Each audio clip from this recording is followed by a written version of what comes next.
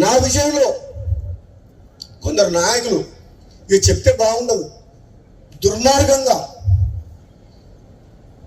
ధర్మరాజులాగా ఉండాల్సిన జానారెడ్డి గారు కూడా మహాభారతంలో ధృతరాష్ట్రం పాత్ర పోషిస్తుంది. నాకైతే బాధ అనిపిస్తుంది. నాలాంటి వ్యక్తికి ఏదన్నా వస్తుంది అంటే 10 మందికి పనికొచ్చే మనిషిని 1000 మందిని కాపాడే వ్యక్తిని నాలాంటి వ్యక్తికి అడ్డం తగులుతుందంటే ఇక నేనేం చెప్పాలో నాకు అర్థమవుతలేదు. అందుకని ఇంతకంటే ఎక్కువ చెప్పలేదు. ఇప్పటికే చెప్పదలుచుకుని చెప్పిన మనసులో ఉన్నది చెప్పినా లేదా? మరి నన్ను చూస్తే భయపడుతున్నారు అందరూ. నేను వస్తున్నట్టుగా బామ్మవుడు వస్తే ఏం చేస్తాడో ఆయన మా మాట వింటాడో వినడో అనుకుంటుందా ఏందో. మరి అధిష్టానమేమో ఇస్తా అంటుంది.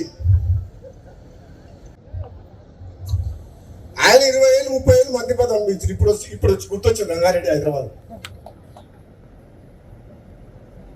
ఏ మంత్రి పార్లమెంట్ సభ్యుని గెలిపించారు? చాలా మంది మంత్రులు తెలంగాణలో పార్లమెంట్ కు ఇన్ఛార్జ్ పెట్టిన మంత్రిని. కానీ భువనగిరి పార్లమెంట్ కు మంత్రి ఇన్ఛార్జ్ రాలే, ఒక ఎమ్మెల్యేగా ఇన్ఛార్జ్ పెట్టింది కాంగ్రెస్ పార్టీ.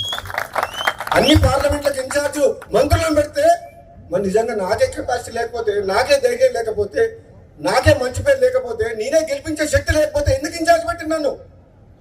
అన్ని తెలంగాణ మొత్తం మంత్రులు ఇన్ఛార్జ్ పెట్టి భువనగిరికి ఎందుకు ఎమ్మెల్యేని ఇన్ఛార్జ్ పెట్టిండ్రు? అంటే గెలిపించే సత్తా ఉంది, ప్రజల్లోకి పోతాడనే కదా. మరి ఇచ్చిన మాట నిలబెట్టుకునే బాధ్యత ఎవరిది? మీరు ఇన్ఛార్జ్ పెడితే గెలిపించి ఇచ్చినవా లేదా సీటు? ఎవరిచ్చిండ్రు? ఆదిలాబాద్ గెలిచిందా? మహబూబ్ నగర్ గెలిచిందా? సికింద్రాబాద్ గెలిచిందా? మల్కాజ్గిరి గెలిచిందా? మేదక్ గెలిచిందా? కరీంనగర్ గెలిచిందా? ఈ మంత్రులను ఎక్కడ పోయిండ్రు? మరి ఎక్కడ? నేను అడిగేది ఓ దయా దాక్షిణ్యాల మీద మీరు ఎప్పుడు ఇస్తారా అని మేము ఎదురు చూస్తలేము. నిజంగా పార్టీ బతకాలంటే, ప్రభుత్వం మంచి పేరు తేవాలంటే, నిజాయితీగా సమర్థవంతంగా ప్రజల కోసం, పార్టీ కోసం, ప్రభుత్వం మంచి పేరు తీసుకొచ్చే వ్యక్తులకే ఇవ్వాలి అని చెప్పి అంటున్నాం. ఈ పైరవికారాన్ని పక్కన పెట్టాలి.